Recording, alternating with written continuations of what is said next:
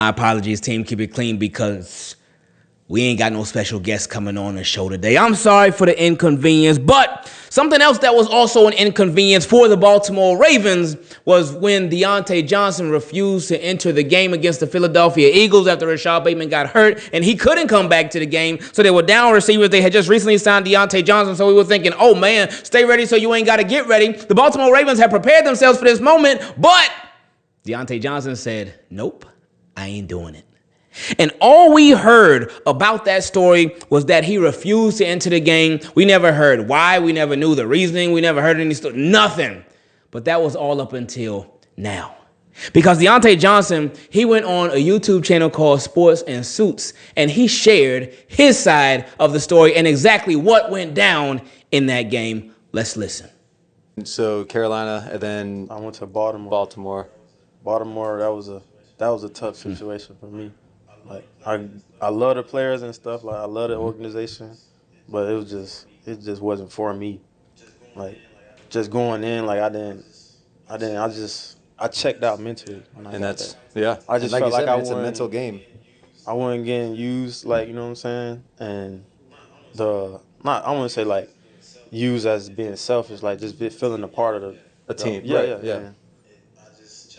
I just checked out, and then told him that one game I told him I wasn't going in. Do you want to talk about that? We can. That's a pretty wild story. It's kind of funny. I wasn't getting into like no run plays, no like passing plays, no nothing. Wasn't it? You said it was cold. So I'm on the sideline, just standing there, like just going to the heater back and forth, like just waiting to hear my name called. Yeah. So fourth, like end of third, going into the fourth or whatever. They're like, Tay, we need you. I'm like, nah, I don't think it's to me. I don't think it's a good idea for me, like, cause like I was thinking about like my legs. I don't want to go out there and put bad stuff on film. Right. And it's not like I didn't want to go in the game, but you gotta think like leading up to this point, I done been through so much, and like you said, man, you were kind of checked out. Yeah, I checked out mentally. I was like, whatever happens, happens. Like I was just rolling with the punches at that time. So I told him I wasn't going in. I was like, I understand what you're saying, like, but I'm not going to go in. So I just sat on the bench. And then that's when they suspended me. And then after the suspension, they excused me from team activities.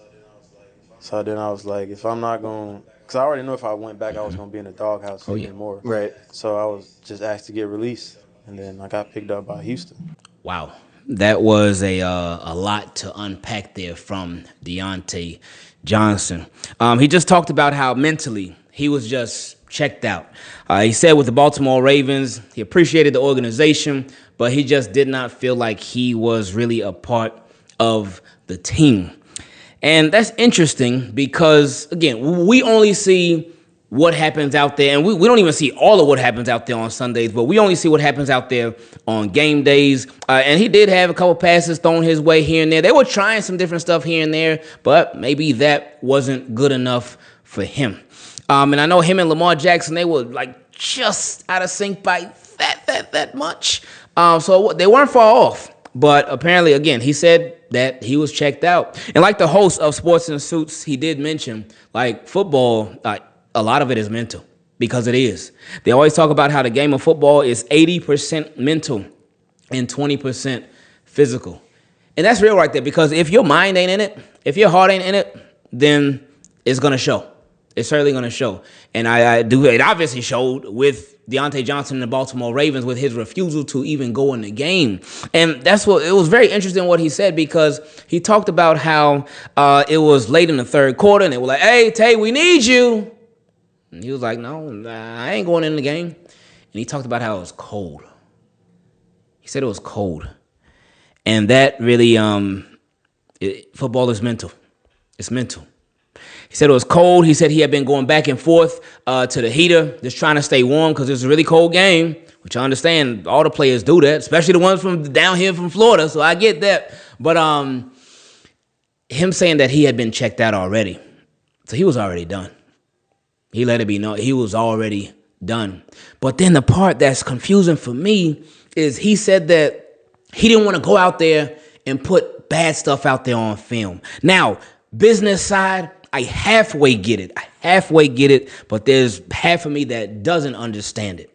Now, I've never played in the NFL before, so I can't relate to what he was going through in that situation.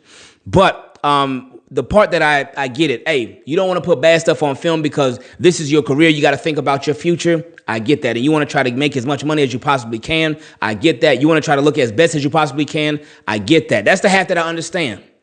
But the other half that I don't understand is why you wouldn't go out there for your team. And not only for your team, but for yourself too.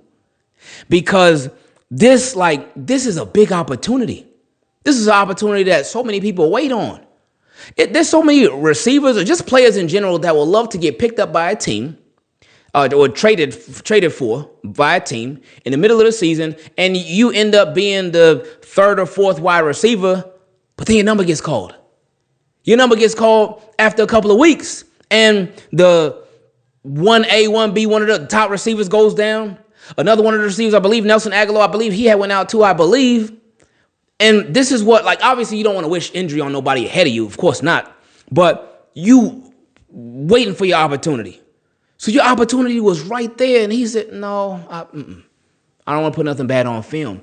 In my opinion, I feel like it would be worse if he went out there, looked stiff, ran a bad route, had a drop, something like that, messed up a play, missed a block, whiffed on a block. What if he went out there and did any of that? In my opinion, I honestly think that would have been better than what he did. Because if you go or actually don't go out there on the field, and you refuse to go out there on the field, and once you get that label as a bad teammate, it's hard to get that off of you. It's so hard to get that off of you, whether it's true or not. And he had that label on him with Pittsburgh Steelers. At Carolina, we heard stuff about that. So he sort of still had that label.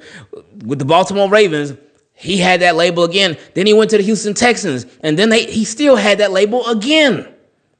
He was labeled as a bad teammate. So it's one of those things where it's like, you want to say, no, that's not true. That's not me. That's false. I get that because people hate. We all hate being called something that we're not. But if we have the opportunity to prove otherwise, we got to do that. We got to show up. So I feel like with Diontae Johnson, he had an opportunity to show up and show, cause I always tell my son, hey, even if, say for instance, there's a sport that you can't play, that you're not good at, I always tell him, people will always respect effort. And you trying and not quitting and not giving up. People will always respect that. Even if you're not the best at the sport, no matter what it is. If you're giving your effort out there, you being a good teammate, you're really trying, you're giving it your all, people will always remember that and they'll respect that. But with Diontae Johnson, he said he was checked out. And he said, I ain't going out there. I ain't going out there. And when I first saw the quote floating around Twitter, I saw all these people talking about it and whatnot. I said, whoa. But watching the video, it's rough, man. It's rough.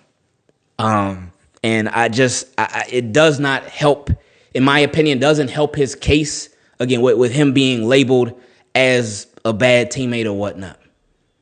It just doesn't. And it's one of those things. I do appreciate, though, the fact that he was honest.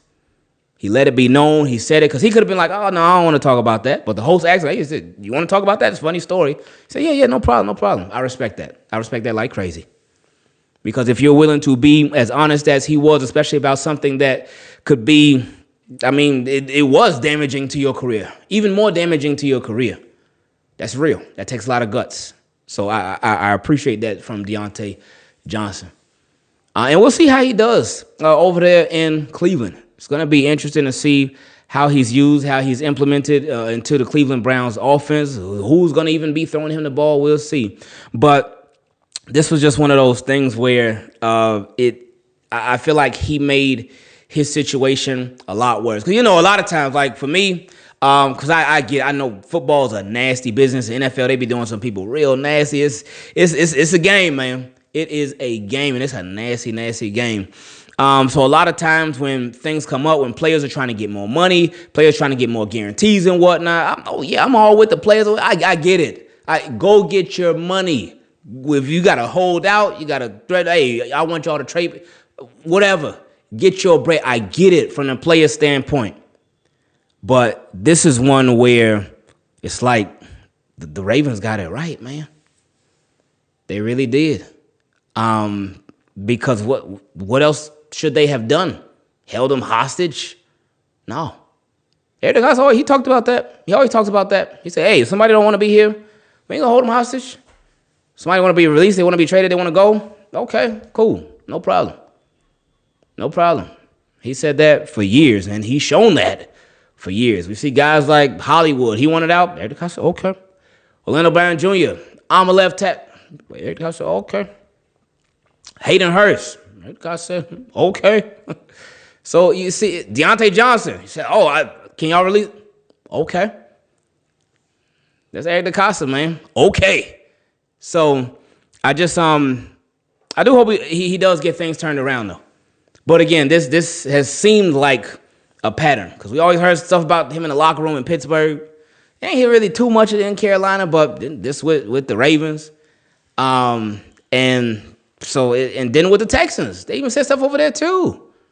Because he got cut from the Texans because Ravens ended up picking him up again. They picked him up again. So it's and they did that just as a little petty business move, just in case he signed a deal large enough in order for them to get a comp pick, but he didn't. So they ain't get no comp pick for him. But they tried, and they were like, "Hey, we leaving here with something." But yeah, I do hope for Diontae Johnson's sake that he is checked in now with the Cleveland Browns, and that he can show his potential, man. Hopefully he can show his stuff because he's somebody, again, excellent route runner. I really had high hopes for him when the Baltimore Ravens picked him up. Very, very low risk trade. They ain't give up much compensation for him. And I was thinking, oh man, there's somebody he's been a number one receiver before. And now he's going to be our 3. He's going to be our 3 or 4 actually. And they were even saying, they were like, oh yeah, Nelson Aguilar let him room with him and whatnot. I'm like, wow, Nelson Aguilar, you better than me. Because somebody coming in to take my job? And now you think you're going to be my roommate? Yeah, no. Nelson Aguilar said, oh, no, that's fine. Teammate of the year. Teammate of the decade. Teammate of the century. For real. Shout out to Nelson Aguilar. But yeah, man. Appreciate the honesty, but it was just a bad look in my opinion. But, hey, it's part of life. Sometimes we make decisions that work out. Sometimes we make decisions that don't work out. But it is what it is. Now we reach my favorite part of the videos where we get to feature questions from you. Send an email to teamkeepitclean@gmail.com if you would like to participate, or if you want to become a Team Keep It Clean patron and send it on there, you can go to patreon.com/Ingravenvids. Now, before we get into it, I got to give a special shout out to the newest Team Keep It Clean patron, my guy, Mikey. Appreciate you, Mikey. Now, when he first became a Team Keep It Clean patron, I got the notification. I said, okay, there go, Mikey, we see you. But then I was like, oh, I wish he would have sent in a question to kick us off. So then about 10 minutes later, I got another notification. Mikey sent in a question and let's go. He said, DE eligible? He said, what's good, Ingraven? What's good, Mikey? What's happening, baby? He said, been watching your videos since the 2023 season, off season. And man, I'm so glad I was put on the Team Keep It Clean. Hope all is well with you and the Team Keep It Clean family. I appreciate that. And thank you. Thank you very, very much for real, man. He said, now to my comment. We now know that Adolfo Way has put on 20 more pounds of muscle. He said he needed to do so after his experience in the playoff loss with the Buffalo Bills. Maybe I'm reaching to think this, but could the weight gain be hinting at a position switch up this season? Ooh, I didn't think about that.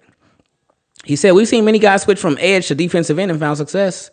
Looking at Terrell Suggs, he played defensive end in college and then added the edge position in the professional league. Now, especially because we have a lot of talented depth at edge, is it possible that the Ravens move Adolfo Way to defensive end with Travis Jones plus Matabike and give the other edge spot to Mike Green?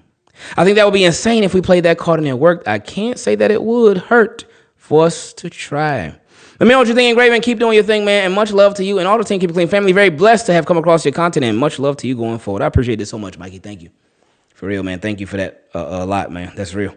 That's very interesting.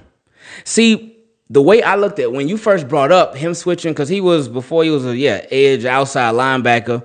But if he could switch to defensive end, you know what that really means, right? Forget the position and what he be doing on the field.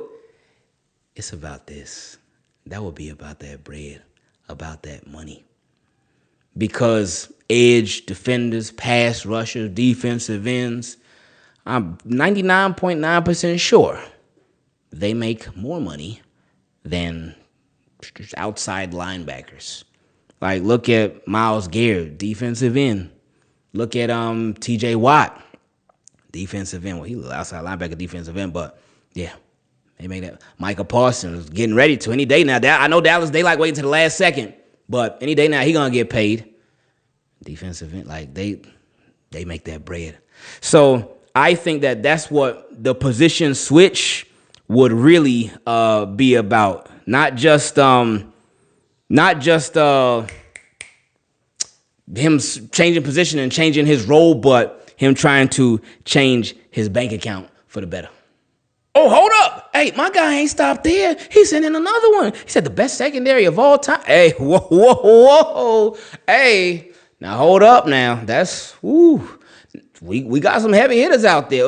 Let's get to this question. He said, what's good, Ingraven? With the acquisition of Malachi Starks in the draft and signing both Cheeto Awuzie and Jair Alexander this offseason, do you think this is not only the best secondary in the NFL this season, and not just the best secondary in Baltimore Ravens history, but potentially the best secondary of all time? Wow. That would be some high praise right there. But who would they even be going up against? The first team that came to mind for me was the Legion of Boom. But what team really had the best secondary of all time? Who would that be? Because I can't think of anybody else off the top of my head who will qualify for that. Now, when we think about this current secondary for the Baltimore Ravens, one word we say is just quality. Quality all over. Obviously, you got some asterisks there because of health. But if these guys are healthy, oh, man, it's crazy to think about it. It really is. So we'll see what they do. But he said, I know this can be extremely far-fetched, but on paper, I can't think of many teams that come close to having this much talent and depth in the backfield. Yeah, talent and depth. That's real. Yeah. He said, also, I do believe that Kyle Hamilton and Malachi Starks have strong potential to become the best safety duo in Ravens history. Ooh.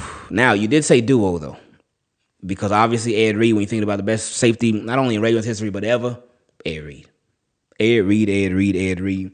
But you said duo, so it'll be both of them. Yeah, Ed Reed was with Bernard Pollard. Ed Reed was with Will Demps from 47, who was in the Kelly Rowland video. Y'all remember that? It's from a while back. But anyway, Ed Reed had a lot of different guys. Haruki Nakamura, he had Tom Zibikowski. He had DeJuan Landry, LaRon Landry's brother. Y'all remember LaRon Landry? Big, swole hitter, man. Hitter, but he couldn't stay healthy. He played for the Commanders, or they were the Redskins back then. Didn't he play for the Colts too afterwards? I don't even remember. Did he play for the Jets? But anyway, his main team was the Commanders. But yeah, his brother was DeJuan Landry. His brother was the Baltimore Ravens. But yeah, so Ed Reed done had some people back there. He done had a lot of people back there next to him. No, and it's not fair to them because nobody can match up to Ed Reed. Nobody could.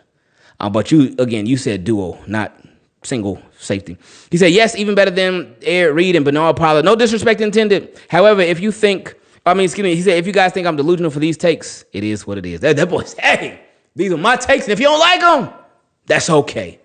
I respect it. It's all good. He said, let me know what you think, Ingraven. As always, much love to you and Team Keep It Clean fam.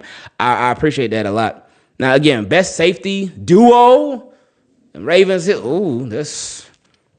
But you know what? I do hope that we can have this conversation after the season and actually talk about it. And that be like a real conversation to talk about, and not something that we are hoping for, but something that we saw from this year. And we're like, oh yeah, these two together, they were amazing.